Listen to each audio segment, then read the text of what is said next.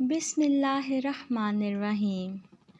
جب تم کسی آزمائش سے گزرتے ہو اور ان لمحوں میں جو تمہاری حالت ہوتی ہے، جس دور سے تم گزر رہے ہوتے ہو، وہ سب اللہ دیکھ رہا ہوتا ہے۔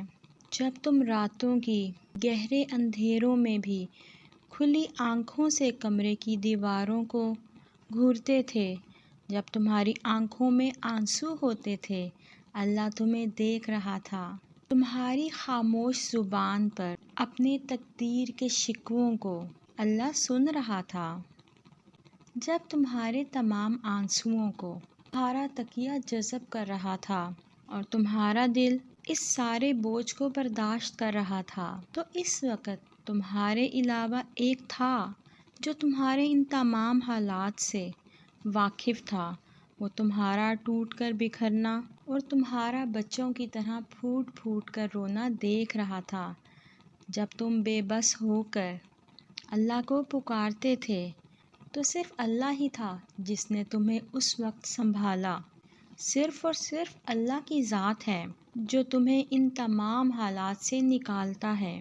اس وقت تمہیں یوں معلوم ہوتا ہے جیسے تمہارے ساتھ کوئی نہیں مگر اللہ ہے جو ہمیشہ تمہارے ساتھ ہے۔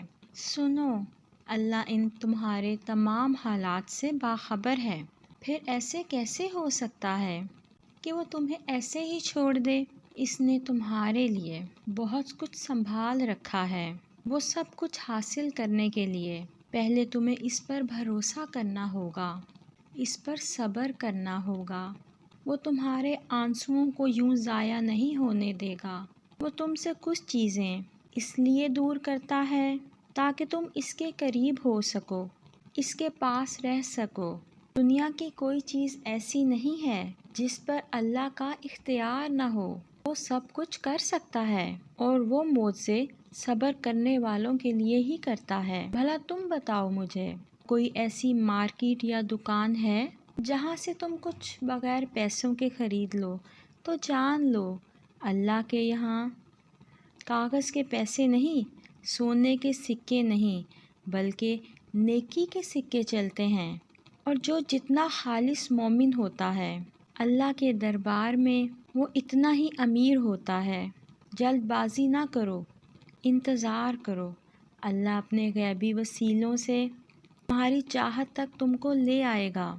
تمہاری ان دعاؤں اور آنسوؤں کے پیچھے یقیناً اللہ کی کوئی نہ کوئی مصلحت چھپی ہوتی ہے۔ اس نے تمہیں ان تکلیفوں میں ڈالنے سے پہلے اس سے نکالنے کا منصوبہ بنا رکھا ہے۔ وہ رحیم ہے نا، وہ اپنے بندوں سے بے حد محبت کرتا ہے۔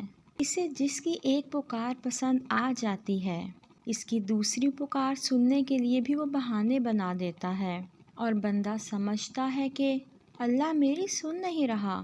اگر وہ تمہیں لمبا انتظار کروا رہا ہے تو پھر یوں نہ سمجھ لو اسے تمہارا پکارنا پسند نہیں آ رہا۔ جن دعاؤں کے قبول ہونے کی امید تم کھو چکے ہو، وہ ان دعاؤں کا رخ بھی قبولیت کی جانب موڑ دے گا۔